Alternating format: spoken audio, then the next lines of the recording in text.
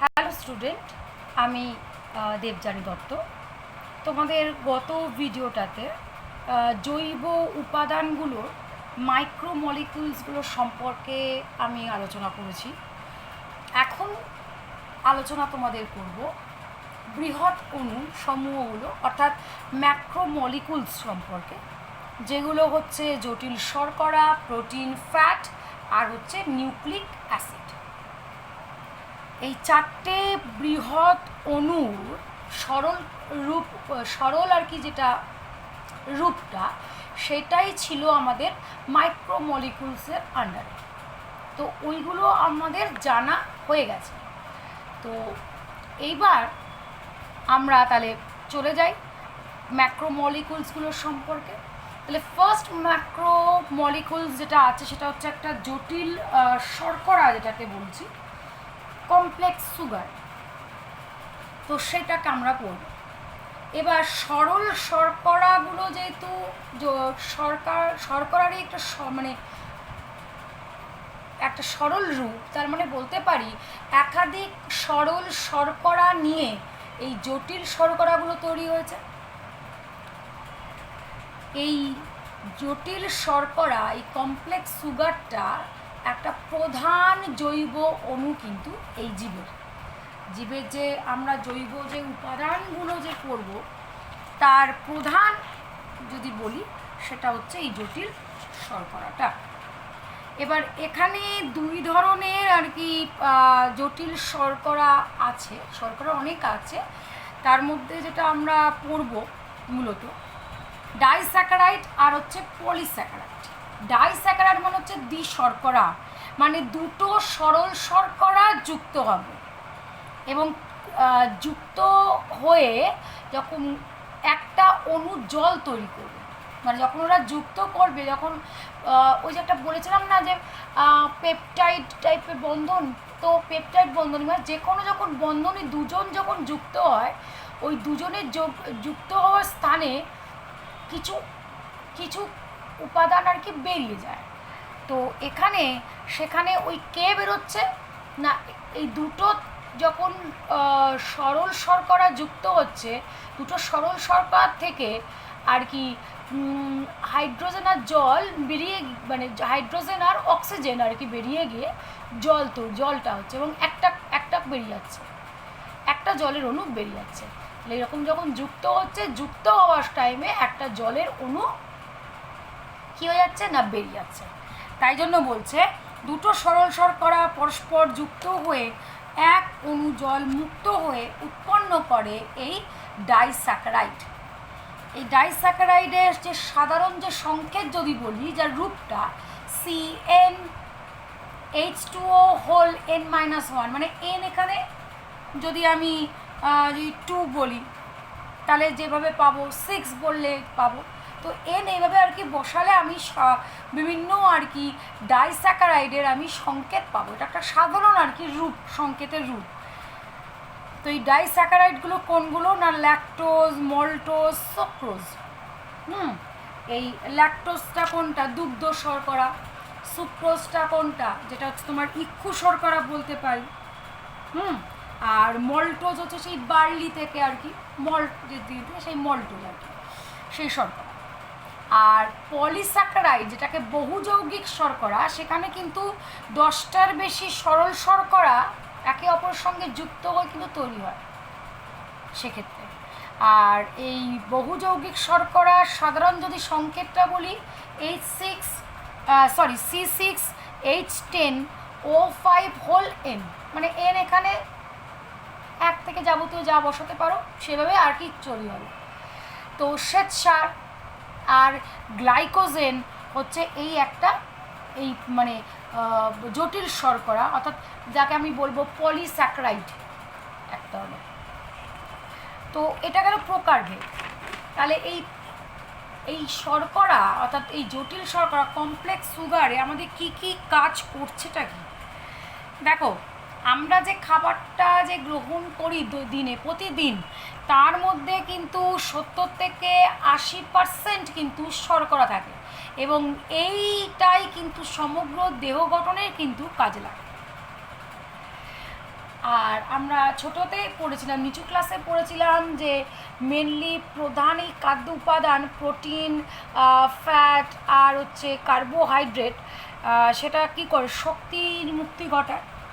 তো ওই 1 গ্রাম অণু এই শর্করা থেকে 4.1 কিলো ক্যালোরি তাপ শক্তি কিন্তু পাওয়া যায়। মানে এর হচ্ছে তাপন মূল্য যদি বলা হয় যে তাপন মূল্য কত, 4.1 কিলো ক্যালোরি পার গ্রাম তাপন মূল্য। তাহলে এতটা শক্তি পাওয়া যায় একটা শর্করা থেকে। এবার শর্করা তো সব তো আর লাগে না, কিছু তো অতিরিক্ত থেকে যায়। সেই অতিরিক্ত শর্করা কিন্তু ওই গ্লাইকোজেন হিসাবে আমাদের পেশি আর যকৃতে কিন্তু সঞ্চিত থাকে। শর্করার অনেকগুলো রূপ আছে, তার মধ্যে একটা হচ্ছে সেলুলোজ। হ্যাঁ, সেই সেলুলোজ কিন্তু কোষ্ঠবদ্ধতা দূর করে, মানে আমাদের যে কোষ্ঠকাঠিন্য যেটা পটের যে সমস্যা সেটা কিন্তু দূর করে। ওই জন্য সেলুলোজ জাতীয় খাদ্য খেতে বলে যখন কারোর এরকম সমস্যা হয়। সেই কারণে আমরা ওই ডাঁটা জাতীয় কোনো খাবার খাই, মানে মানে বলতে পারি ওই কারণে আমাদের খেতে বলে, বা মটর, ডাল জাতীয়, মানে মূলত ডাল না, ডালটা বলা ভুল হলো, সেলুলোজে মেনলি আর কি ওই তোমার বলতে পারো ওই যেহেতু আমাদের কাণ্ডে মেনলি থাকে, তো ওই কাণ্ড জাতীয় যে সমস্ত আমরা খাবারগুলো খাই সেইগুলো থেকে পাই ডাঁটা, মূলত আমরা সেটার জন্যই বলি। আচ্ছা, দ্বিশর্করা যে খাদ্য যে আমরা দ্বিশর্করা যেগুলো পাচ্ছি তার যাবতীয় খাদ্য উপাদান হিসাবে ব্যবহৃত হয়। একটু যে আমরা আগে তো দেখলাম যে ডাইস্যাকারাইডগুলো কী কী ছিল, maltose, sucrose, fructose, maltose, sucrose আর ল্যাকটোজ ছিল। তাহলে সেইগুলো আমাদের খাদ্যের উপাদান হিসেবে পুরোপুরি না, যে ইক্ষু শর্করা হচ্ছে সুক্রোজ, দুগ্ধ শর্করা হচ্ছে ল্যাকটোজ, বার্লি যেটা সেটাতে মল্টোজ পুরোপুরি। আর যে পলিস্যাকারাইডটা যেটা বললাম, সেই পলিস্যাকারাইড যেটা ভাগ আমরা পড়েছিলাম হচ্ছে তোমার শ্বেতসার এবং গ্লাইকোজেন, সেই শ্বেতসার আমরা মূলত পাই থেকে চাল, আলু, রুটি, এই সব থেকে আমরা পাই। যখন এগুলো খাবারগুলো গ্রহণ করি আমাদের শরীরে চলে আসে ওগুলো, এই পলিস্যাকারাইডগুলো। আর এই পলিস্যাকারাইডগুলো কী করে, পুষ্টি প্রদান করে। তো এই গেল হচ্ছে আমাদের এই কমপ্লেক্স সুগার অর্থাৎ জটিল শর্করার আমাদের জীব গঠনে আর কি, আমাদের জীবন সংগঠনে কী কী ভূমিকা প্রদান করে সেটা। এইবার হচ্ছে প্রোটিন। প্রোটিন ভীষণভাবে গুরুত্বপূর্ণ, কারণ আমাদের যে কোষের যে সজীব অংশ যেটা তোমার প্রোটোপ্লাজম, তার কিন্তু এই উপাদান বলতে পারি থাকে। তাই বলছে কোষের শুষ্ক ওজনের 50% হচ্ছে প্রোটিন। শুষ্ক একদম ড্রাই, মানে যদি জলীয় অংশগুলোকে আমি যদি বাদ রেখে যদি বলি যে বাদ বাকিটা পুরোটাই প্রোটিন। কোষীয় গঠনে প্রোটিন সবচেয়ে বেশি পরিমাণ কিন্তু থাকে, মানে যা কোষ গঠনের যাবতীয় দরকারি, মানে অঙ্গাণু বলো বা যাই বলো, সমস্ত ক্ষেত্রে কিন্তু প্রোটিন আমাদের প্রয়োজন লাগে। এই প্রোটিনটা কিন্তু প্রোটিওস থেকে এসছে, গ্রিক শব্দ, তার থেকে আর কি প্রোটিন আর কি নামকরণ করেছিলেন হচ্ছে মাল্ডার, একজন ডাচ রসায়নবিদ, 1938 খ্রিস্টাব্দে আর কি এই প্রোটিন নামকরণটা করেছিলেন। আর এটা এসেছিল কোত্থেকে না, প্রোটিওস থেকে, একটা গ্রিক শব্দ থেকে এসেছিল। তো উৎপত্তিটা উৎপত্তি গেলাম। এইবার এই প্রোটিনটা মেনলি কি থাকে, মেন হচ্ছে থাকে 4টে: carbon, hydrogen, nitrogen, oxygen. Carbon থাকে 54%, হাইড্রোজেন 7%, নাইট্রোজেন 16%, অক্সিজেন 22%। এছাড়াও থাকে সালফার, ফসফরাস, এইগুলো থাকে। এটা হচ্ছে কোনো কোনো প্রোটিনের ক্ষেত্রে এটা থাকতে পারে, কিন্তু মেন এরা 4টে থাকবেই থাকবে। এক একটা প্রোটিন অণু 20টা অ্যামাইনো অ্যাসিড মিলে তৈরি হয়। এটা আমরা অ্যামাইনো অ্যাসিড পড়ার সময় বলেছিলাম। এইবার এই প্রোটিনটার যে গঠনটা দেখো ভালো করে এবার বোঝো, যেটা তোমাদের অ্যামাইনো অ্যাসিডের সময় আমরা বলেছিলাম যে প্রোটিন যখন পড়াবো পেপটাইড বন্ধনী সম্পর্কে পড়াবো, তাই তো? তো এখানে দেখো এইখানে আছে একটা প্রোটিনের প্রাথমিক গঠন, আমি একটু জুম করে দিচ্ছি দেখতে সুবিধা হবে। তো দেখো এইটা আমি যদি এটা আমি পরে আসছি, এটা দেখো আগে।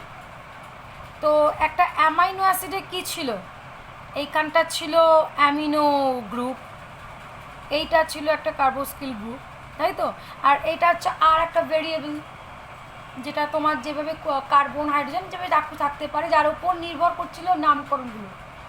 তো এইটা একটা গেল, এটা একটা অ্যামাইনো অ্যাসিড, এটা এরকম একটা অ্যামাইনো অ্যাসিড, এটা একটা অ্যামাইনো অ্যাসিড, এরকম অনেকগুলো আছে এরকমভাবে শৃঙ্খল। এইবার দেখো এই এই অ্যামাইনো অ্যাসিডের OH আর এই অ্যামাইনো অ্যাসিডের এখান থেকেই অ্যামিনো বর্গ থেকে এইচটা, এই দুটো মিলে এখান থেকে কিন্তু হাইড্রোজেন তৈরি হচ্ছে। তাই দুটো যখন অ্যামাইনো অ্যাসিড হয়, দুটো অ্যামাইনো অ্যাসিড যখন যুক্ত হচ্ছে, তখন এই জায়গাটার মধ্যে এই জল গঠন করে বেরিয়ে যাচ্ছে, এবং বেরিয়ে গিয়ে তার পরিবর্তে কি তৈরি হচ্ছে, একটা বন্ধনী। দেখেছো এটার জায়গাতে বাকি সব একই আছে, শুধু দেখো এটার জায়গাতে কি হচ্ছে, এটা বন্ধনীটা হলো, এইটাকেই বলা হচ্ছে পেপটাইড বন্ধনী। এইভাবে প্রত্যেকটা ক্ষেত্রে কিন্তু এইভাবেই বন্ধনীটা তৈরি হচ্ছে, এবং এই পেপটাইড বন্ধনীর মাধ্যমে যুক্ত হয়ে এই প্রোটিনটার গঠন হয়। এই যে পেপটাইড দেখো বন্ধনী, তাহলে এই পেপটাইড বন্ধনীটা কী হয়েছে না, এই অ্যামাইনো অ্যাসিডের অণু থেকে একটা OH আর এই অ্যামাইনো অ্যাসিডের থেকে এখান থেকে একটা হাইড্রোজেন যুক্ত হয়ে কী হচ্ছে, জল গঠন করে বেরিয়ে যাচ্ছে এবং মাঝখানে বন্ধন তৈরি হচ্ছে। এভাবে প্রতিটা ক্ষেত্রে এরকমভাবে হচ্ছে, এবং এইভাবে হয়ে একটা কি হচ্ছে, প্রোটিন গঠন করে। এটাকেই বলছে পেপটাইড গঠন। মাথায় ঢুকলো?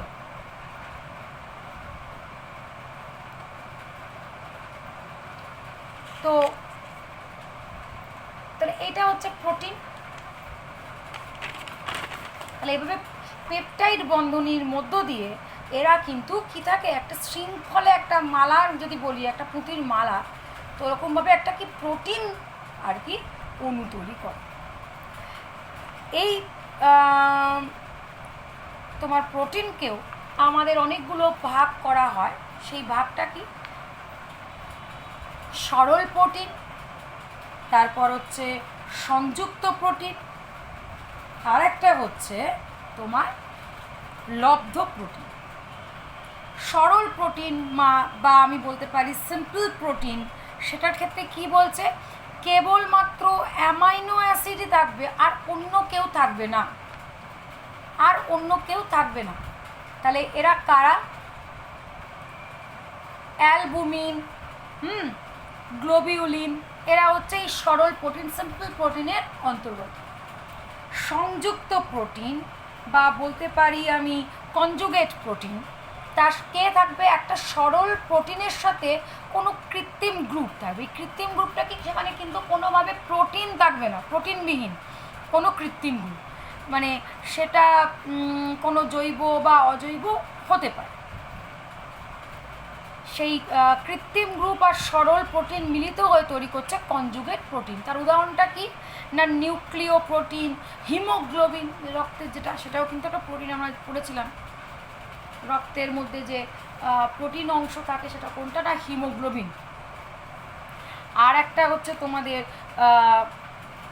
লব্ধ প্রোটিন বা ডিরাইভড প্রোটিনটা কি না, এখানে বলছে এটা কিন্তু একটা প্রোটিন অণুকে যখন আমি আদ্য বিশ্লেষণ করব, সেই আদ্য বিশ্লেষণ করলেই কিন্তু পাবো, এমনিতে কিন্তু প্রকৃতিতে পাবো না, বাদ বাকি এমনি কিন্তু পাবো। কিন্তু এই লব্ধ প্রোটিনগুলো কিন্তু একটা প্রোটিন অণুর যখন আদ্য বিশ্লেষণ করা হবে তখনই কিন্তু সেটা আমি পাবো।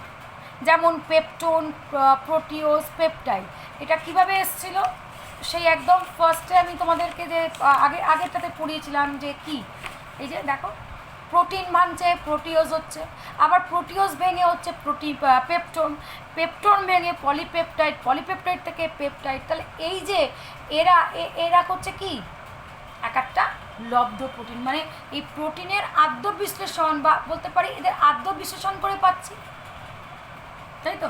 তাই জন্য বলছে লব্ধ প্রোটিনগুলো কিন্তু আমরা প্রোটিন অণুর আদ্য বিশ্লেষণ করলেই পাবো। তাই জন্য পেপটন, প্রোটিওজ বা নয় সরি পেপটাইড, এরা হচ্ছে সবকটাই লব্ধ প্রোটিন।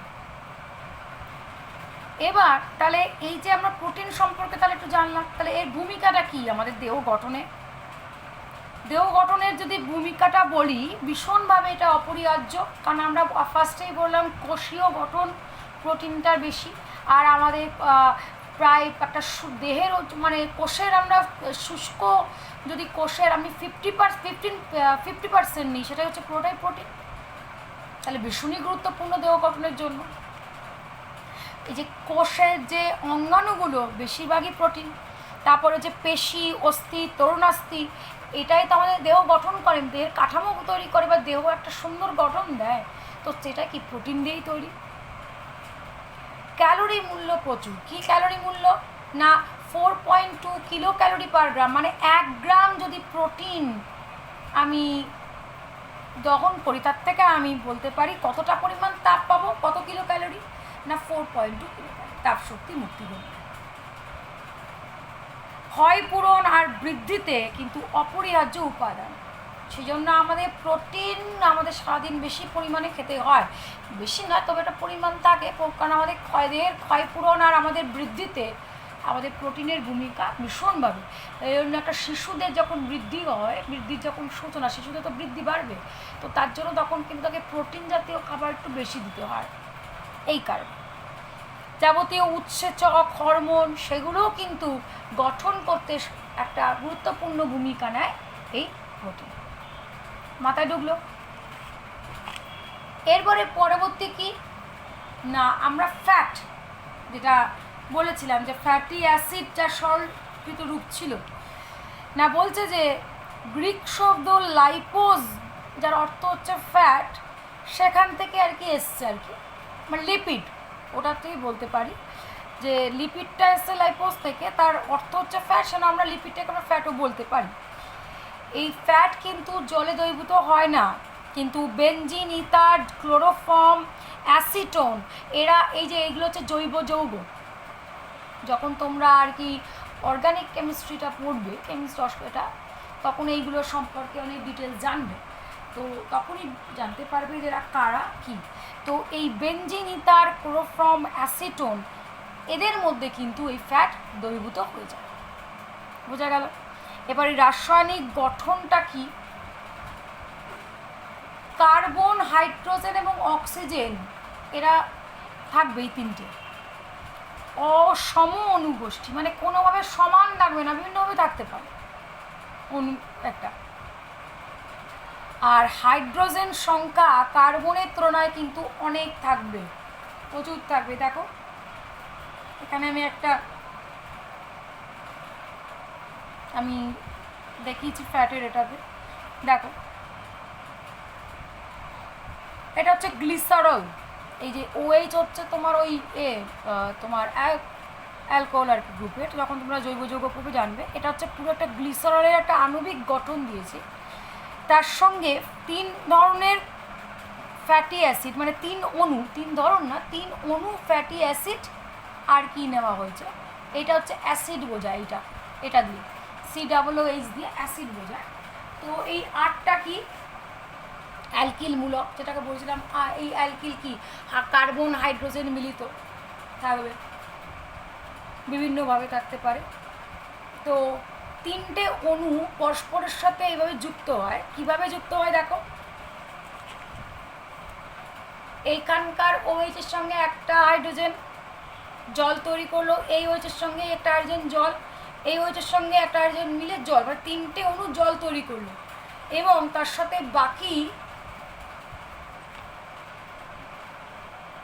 বাকিগুলো যা আছে সব আছে লিখলাম। এরা দুটো কি হচ্ছে অ্যাড হয়ে যাচ্ছে, এই অ্যাড হয়ে গিয়ে এটা কি তৈরি হচ্ছে, একটা আমরা এস্টার তৈরি করে, এটার নাম হচ্ছে ট্রাইগ্লিসারাইড ফ্যাট। কারণ এখানে এই OH, এইখানে এই OH-টা হাইড্রোজেন দ্বারা প্রতিস্থাপিত হয়ে যাচ্ছে, তো তাই জন্য এটাকে এস্টার বলে। তুমি যখন ওই জৈব যৌগ সম্পর্কে জানবে তখনই এস্টারটাও বুঝতে পারবে। তো এটা জাস্ট বোঝার জন্য এখানটা আমি দিয়েছি এখানটাতে। তো এইটা ট্রাইগ্লিসারাইড ফ্যাট, মানে ট্রাই মানে তিনটে, যেহেতু উৎপন্ন হচ্ছে ট্রাইগ্লিসারাইড ফ্যাট, 3 অণু ফ্যাটি অ্যাসিডের বিক্রিয়াতে ট্রাইগ্লিসারাইড ফ্যাট উৎপন্ন করে, আর 3 অণু জল উৎপন্ন করবে, আর 1 অণু এই ট্রাইগ্লিসারাইড ফ্যাট উৎপন্ন হলো। এখানে কিন্তু এই যে গ্লিসারাইড ফ্যাটটা মানে তোমার কিভাবে, মানে তার নামকরণটা ট্রাই, মোনো না ডাই, তার উপর নির্ভর করছে এইটা, এই ফ্যাটি অ্যাসিডটা কৌণু নিলাম, 3 অণু ফ্যাটি অ্যাসিড নিয়েছিলাম বলে এই জন্য ট্রাইগ্লিসারাইড ফ্যাট হলো। যদি 2 অণু ফ্যাটি অ্যাসিড নেওয়া হতো তবে হতো কি না ডাইগ্লিসারাইড ফ্যাট, আর যদি 1 অণু ফ্যাটি অ্যাসিড নেওয়া হতো তখন পেতাম কি মনোগ্লিসারাইড ফ্যাট। আর গ্লিসারলটা কিন্তু একই থাকে, গ্লিসারলটা এটাতে একটাই অণু পুরোটা, মাথায় ঢুকলো? তাহলে 1 অণু গ্লিসারল আর 3 অণু ফ্যাটি অ্যাসিড মিলে তৈরি হচ্ছে 1 অণু ট্রাইগ্লিসারাইড ফ্যাট আর জল। 1 অণু গ্লিসারলের সঙ্গে 2 অণু ফ্যাটি অ্যাসিড মিলিত হয়ে উৎপন্ন করছে 1 অণু ডাইগ্লিসারাইড ফ্যাট আর জল। আর হচ্ছে কি না গ্লিসারলের সঙ্গে 1 অণু ফ্যাটি অ্যাসিড যুক্ত হয়ে উৎপন্ন করছে 1 অণু মনোগ্লিসারাইড। মাথায় ঢুকলো? তখন আমি সেখানে লিখেও দিয়েছিল। তো তো এই গেল হচ্ছে তোমাদের ফ্যাটের কিছুটা আর কি ব্যাপার। তো এখানে তোমাদের একটা কোলেস্টেরল সম্পর্কে জানতে হবে। তোমাদের অনেক সময় শুনেছো যে কোলেস্টেরল জিনিসটা, কোলেস্টেরল বেড়ে গেলেই হয়, তাই তো? তো কোলেস্টেরলটা কি রক্তেই থাকে, এটা রক্তে অবস্থিত একটা গুরুত্বপূর্ণ স্টেরল। এবার তোমাদের প্রশ্ন আসবে তো স্টেরলটা কি? স্টেরলটা কিন্তু এক ধরনের লিপিড, মানে একটা জৈব অণু বলতে পারি, যেখানে এমনিতেই উদ্ভিদ প্রাণী ছত্রাকে প্রাকৃতিকভাবেই থাকে, আর কিছু ব্যাকটেরিয়া নিজেরা উৎপাদন করে এই স্টেরল, বা স্টেরলকে আমরা বলতে পারি একটা স্টেরয়েড অ্যালকোহলও বলতে পারি। তো এই রক্তে যে উপস্থিত থাকে তখন তাকে আমরা বলছি কোলেস্টেরল। এই কোলেস্টেরলের একটা স্বাভাবিক মাত্রা রয়েছে কি না 100 মিলিগ্রাম রক্তে, মিলিগ্রাম বলা ভুল হলো, 100 মিলিলিটার রক্তে এই স্বাভাবিক পরিমাণ কত না 150 থেকে 250 মিলিগ্রাম। এটা তো স্বাভাবিক, বেড়ে গেলে কিন্তু তখন আমাদের খারাপ, তখন আমাদের লিপিড যেহেতু, তখন আমাদের ফ্যাট জাতীয় খাবারের পরিমাণ কমিয়ে দিতে হয়, এই সমস্ত আর কি, যাতে কোনোভাবে লিপিড জাতীয় বেশি খাওয়াটা তখন বন্ধ করতে হবে, কন্ট্রোল করতে হয় কোলেস্টেরলের মাত্রা বেড়ে গেলে। আর একটা আছে অপরিহার্য ফ্যাটি অ্যাসিড, মানে এসেনশিয়াল ফ্যাটি অ্যাসিড। এটাও কিন্তু সেই একই রকমভাবে দেহে কিন্তু সংশোধিত কোনোভাবেই হবে না, আমাকে বাইরে থেকেই কিন্তু গ্রহণ করতে হয়, কিন্তু জীবদের পুষ্টি আর বৃদ্ধিতে কিন্তু ভীষণভাবে গুরুত্বপূর্ণ ভূমিকা নেয়। তো ঠিক এই অপরিহার্য ফ্যাটি অ্যাসিড কারা কারা না, দেখো লিনোলেনিক অ্যাসিড আছে, লিনোলেইক অ্যাসিড, আর হচ্ছে অ্যারাকিডোনিক অ্যাসিড। এই তিনটে হচ্ছে এই এসেনশিয়াল ফ্যাটি অ্যাসিডের উদাহরণ বলতে পারি। এইবার তাহলে ভূমিকাটা তাহলে কি তোমাদেরকে বলেছিলাম আগের ভিডিওটাতে যে প্রোটিন, কার্বোহাইড্রেট আর ফ্যাটের মধ্যে সবচেয়ে বেশি পরিমাণ শক্তির মুক্তি হয় ফ্যাটের।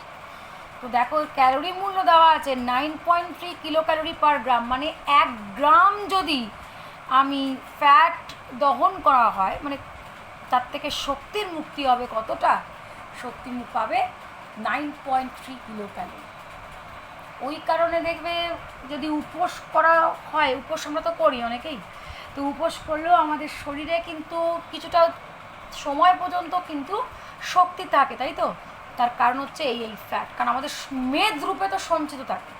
তো তখন আমাদের ওইখান থেকে আর কি দেহ চালানোর জন্য ওই সঞ্চিত অংশগুলো থেকে, ওই ফ্যাট, সঞ্চিত অংশের ফ্যাট থেকে তখন তার থেকে নেওয়া এইটা, ওই জন্য মেদ রূপে সঞ্চিত থাকে। আমাদের মেনলি যারা ওই খুব মোটা হয়ে যায়, মানে মেদ বেড়ে যায়, তখন আমরা বেশি বলি কেন ফ্যাট বার্ন করতে, মানে এইটাই। কারণ যত পরিমাণ আর কি আমরা খাটনি করব, মানে শক্তি আর কি মুক্তি করবো, ততই তো আমাদের ফে হবে। তো ওই জন্য আমাদের এক্সারসাইজ করতে বলে। এমনি কাজে তো আমরা শক্তি এমনি ব্যয় করি, তো তখন আমরা যদি বেশি পরিমাণ কাজকর্ম করি বা এক্সারসাইজ করি, তখন আমাদের ওই সঞ্চিত যেগুলো থাকে এই মেদ মূলত, তো সেইগুলোই তখন কী হয়, ওই তার থেকে তাপ শক্তি বেরিয়ে আসে এবং আস্তে আস্তে কী বলতে পারি, মেদ ঝরে যায় একে বলি আমরা এক কথা। কিন্তু আসল হচ্ছে এই কারণটা, ত্বকের নিচে আমাদের এই ফ্যাট কিন্তু সঞ্চিত থাকে, সেটা আমরা জানি, ওই জন্য আমাদের ত্বক আমাদের মোলায়েম থাকে, তাই তো? আর এই সঞ্চিত ফ্যাটটার কাজটাই বা কী করে, যে ত্বকের নিচে থাকে তাপ সংরক্ষণ, কারণ ওই জন্য আমাদের একটা শরীর গরম থাকে। তো আমরা পড়েছিলাম যে ভিটামিন, কিছু কিছু ভিটামিন ফ্যাটে দ্রবীভূত হয়, তারা কারা না, এ, ডি, ই আর কে, এই 4টে ভিটামিন ফ্যাটে দ্রবীভূত হয়ে যায়। এই যে কোলেস্টেরল যে পড়লাম রক্তে থাকে, তো তা কি করে, এই ইস্ট্রোজেন এবং টেস্টোস্টেরন যে হরমোন থাকে সেটা উৎপন্ন করে। এই ইস্ট্রোজেন এবং টেস্টোস্টেরনটা কিন্তু গুরুত্বপূর্ণ হরমোন, সেই দুটো হরমোন উৎপন্ন করে কিন্তু এই কোলেস্টেরল। আর কি করে না, ভিটামিন ডিটাকে কিন্তু উৎপন্ন করে, কারণ ওই ত্বকের সংশ্লিষ্ট হয় ভিটামিন ডি, তাই তো? আর ত্বকে কে থাকে, লিপিড, ওই ফ্যাট। তাহলে এই গেল হচ্ছে আমরা লিপিড বা ফ্যাট যাই বলি না কেন, সেই ম্যাক্রো মলিকুলসের একটা আমরা পড়লাম। এবার পরের যেটা আছে সেটা হচ্ছে নিউক্লিক অ্যাসিড। এই নিউক্লিক অ্যাসিডটা জিনিসটা দেখো কি, এটা অ্যাসিড মানেই তো অম্ল, তাই তো? তাই অম্লধর্মী বলছি। এই নিউক্লিক অ্যাসিড মেনলি চারিত্রিক বৈশিষ্ট্য প্রকাশ পায়, কেন, ওই ডিএনএ আরএনএ কি বংশগতির তো যাবতীয় তোমার গুণাবলীগুলো তো বহন করে ডিএনএ, তো আমরা তাই বলতে পারি নিউক্লিক অ্যাসিড চারিত্রিক বৈশিষ্ট্যের প্রকাশ ঘটায়। অপত্য জনুতে বৈশিষ্ট্যের উত্তরাধিকার ঘটায়, মানে পরবর্তী যে জনু পাবো তাতে যে বৈশিষ্ট্যটা বহন করছিল সেই বৈশিষ্ট্যটা পরের দিকেও চলে যাবে। আর ডিএনএ আরএনএ নিউক্লিক অ্যাসিড নামে পরিচিত, কারণ নামের মধ্যে রয়েছে, আরএনএটা কি, রাইবো নিউক্লিক অ্যাসিড, আর DNA deoxy ribo nucleic acid হলো। এবার এই ডিএনএটা তো আমরা জানি কোথায় না, মেনলি উদ্ভিদ আর প্রাণীর কোষের ক্রোমাটিন তন্ত্র থাকে, ওই ক্রোমোসোম যেটা নিউক্লিয়াসের ভেতর, সেটা আমরা পড়েছিলাম। আর মাইটোকন্ড্রিয়া প্লাস্টিডেও থাকে। আর আরএনএ মূলত কোথায় থাকে, সাইটোপ্লাজমে, নিউক্লিয়াসও থাকে। এইবার আমাদের জানা দরকার এর রাসায়নিক গঠনটা। দেখো, এই যে নিউক্লিক অ্যাসিড, আমরা নিউক্লিক অ্যাসিডটা কি পড়েছিলাম, যে নিউক্লিওটাইডগুলোকে মিলেই তো নিউক্লিক অ্যাসিড, আমরা বলতে পারি নিউক্লিক অ্যাসিডের সরল রূপ ছিল তো নিউক্লিওটাইড অণু। আর এই নিউক্লিওটাইড 3টে মেন নিয়ে তৈরি ছিল, একটা হচ্ছে ফসফরিক অ্যাসিড বা ফসফেট গ্রুপ ছিল, একটা নাইট্রোজেন বেস ছিল, আর পেন্টোজ শর্করা একটা অণু ছিল, তাই তো? সেই পেন্টোজ শর্করা কি ছিল, যখন আরএনএ তখন রাইবোজ শর্করা হিসাবে, আর ডিঅক্সি রাইবোজ হিসাবে হচ্ছে ডিএনএতে ছিল। তো এই নিউক্লিওটাইড অণুগুলো পরস্পর একটা রৈখিক বন্ধন যখন গঠন করে, একটা দীর্ঘ একটা নিউক্লিওটাইড যে শৃঙ্খল, এই পুরো দীর্ঘ এটাকে নিয়ে তৈরি হয় নিউক্লিক অ্যাসিড। দেখো যে নিউক্লিওটাইড অণুগুলো একটা বন্ধনে একটা রৈখিক সজ্জাতে দীর্ঘ শৃঙ্খল গঠন করে, এবং এই শৃঙ্খলটা তখন পুরোটা কি হয় না, একটা নিউক্লিক অ্যাসিডের শৃঙ্খল হয়। মাথায় ঢুকলো? তাহলে এর ভূমিকাটা কি? এই যে ডিএনএ প্রত্যক্ষ বা পরোক্ষভাবে কোষের জৈবিক ক্রিয়াগুলোকে নিয়ন্ত্রণ করে।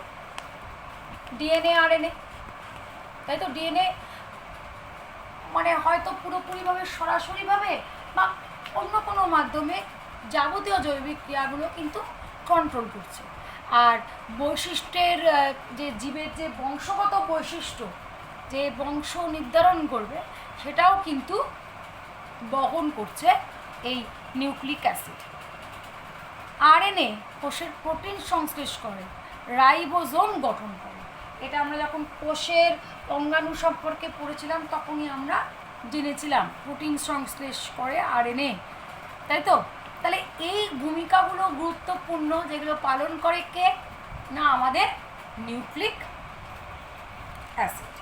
তাহলে আমরা পুরোপুরিভাবে পড়ে নিলাম পুরো ম্যাক্রো আর মলিকুলসগুলো, এবং এই পুরো ম্যাক্রো মলিকুলস এই পুরো পড়া শেষ মাধ্যমে আমরা পুরোপুরি জীব সংগঠনের যে উপাদানগুলো ছিল, অজৈব উপাদান বা জৈব এবং জৈব উপাদানগুলো যাবতীয় যে ছিল সমস্তগুলো পুরোটা এই এতখানি অবধি আমাদের কী হলো, শেষ হয়ে গেল। এইবার আমাদের যেটা আলোচ্য বিষয়, যেটা ভীষণ গুরুত্বপূর্ণ, আমরা যে শক্তি নিয়ে পড়ছিলাম, যে শক্তির মুক্তি, তো এই জিনিসটা আসলে হয় কি করে? তো এটা তোমরা জেনে রাখো, এই এটিপি, যার পুরো নাম হচ্ছে অ্যাডিনোসিন ট্রাইফসফেট, এই কিন্তু এর কোষের এনার্জি কারেন্সি হিসাবে কিন্তু ভূমিকা পালন করে, এবং সেটাকেই এখন আমি বোঝাবো।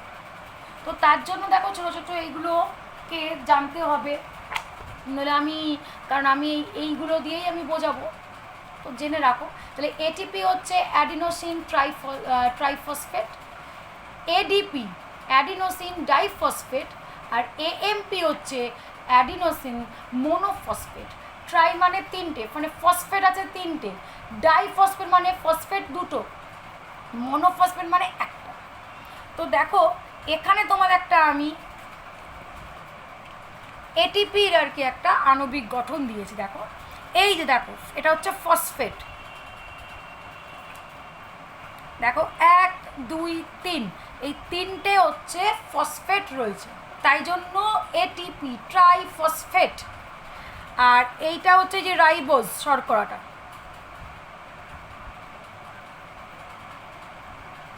এখানে কার্বনগুলো থাকে 1 2 3 4, আর এই 5টা কার্বন, রাইবোজ শর্করা।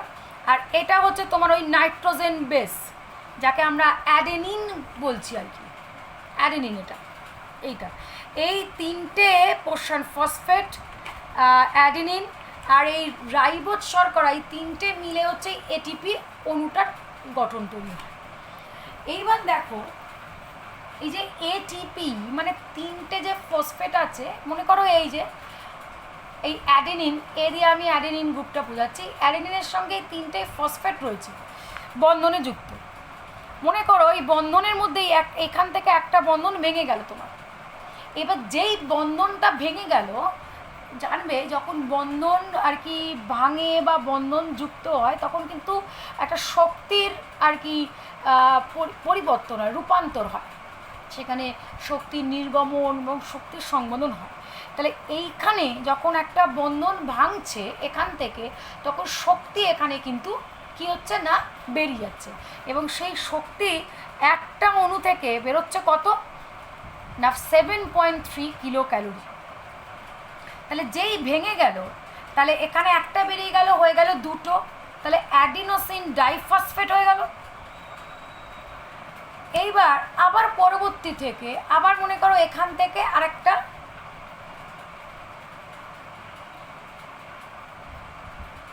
এখান থেকে আবার কি হলো, বন্ধন ভাঙল। যেই ভাঙলো তাহলে এখান থেকেও কি শক্তির মুক্তি হলো। যেই শক্তির মুক্তি হলো, শক্তি বেরিয়ে গেল, আর পড়ে রইল কে, অ্যাডিনিন আর একটা ফসফেট। তাহলে হয়ে গেল কে, মনো, তাই তো, অ্যাডিনোসিন মনোফসফেট হয়ে গেল। তো এইভাবে দেখো, তাই জন্য আমি এখানে দিয়েছি দেখো। তাহলে আমি এখানেও তাহলে এখান থেকে তাহলে বলতে পারি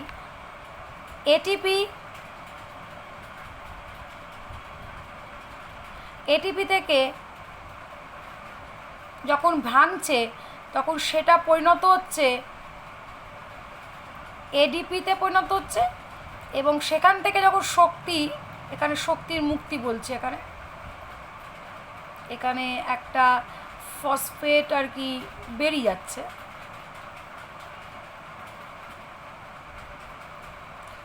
ছোট করে লিখতে হচ্ছে, তাই এখানে একটা ফসফেট বেরিয়ে যাচ্ছে, তাই শক্তির এখানে কি হচ্ছে, মুক্ত ঘটছে। আবার ঠিক একই রকমভাবে আর একটা ফসফেট বেরিয়ে যাচ্ছে,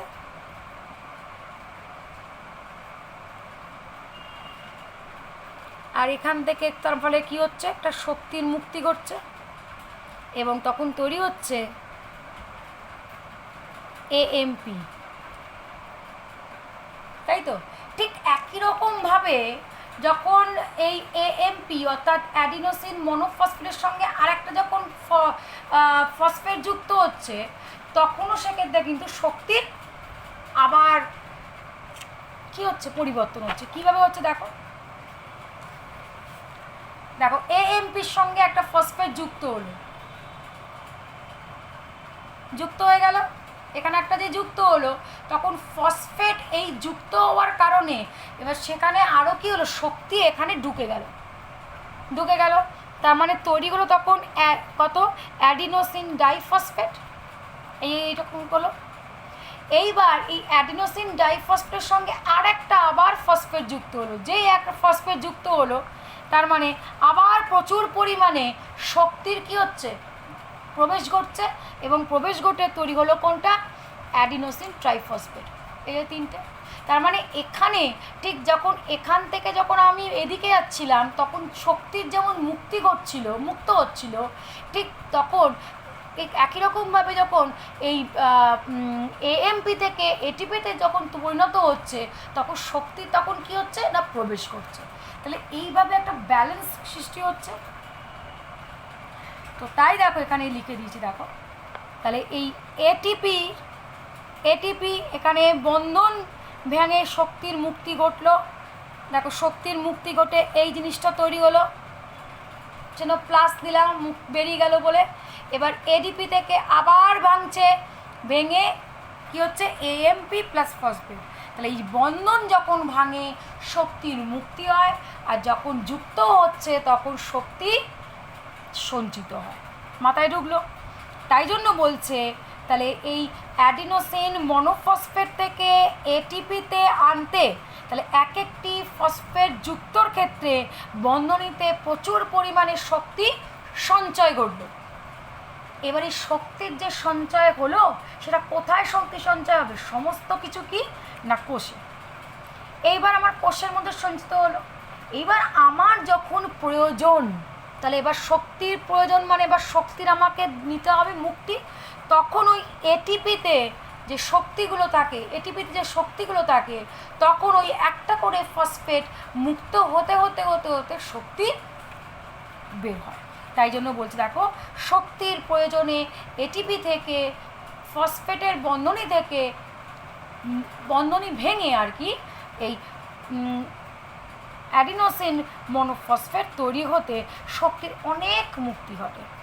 আর এই শক্তি কি করে না, কোষের যাবতীয় যে কাজ আছে, মানে কোষ কলার যাবতীয় যে কাজ আছে সেভাবে ব্যয় হয়। তাহলে এইভাবে যখন এটিপিতে পরিণত হচ্ছে, শক্তির সঞ্চয় হচ্ছে এবং সেটা কোষের মধ্যেই থাকছে। আর যখন আমার প্রয়োজন হচ্ছে শক্তি, তখন এটিপি আবার ভেঙে শক্তির মুক্তি ঘটিয়ে আবার এএমপিতে আসছে। তাহলে এইভাবে এই যে একটা শক্তির যে যোগান দিচ্ছে, হ্যাঁ, একটা এনার্জি কারেন্সি বলতে পারি, মানে আমার যখন প্রয়োজন তখনই আমি ভেঙে নিচ্ছি, তাই তো?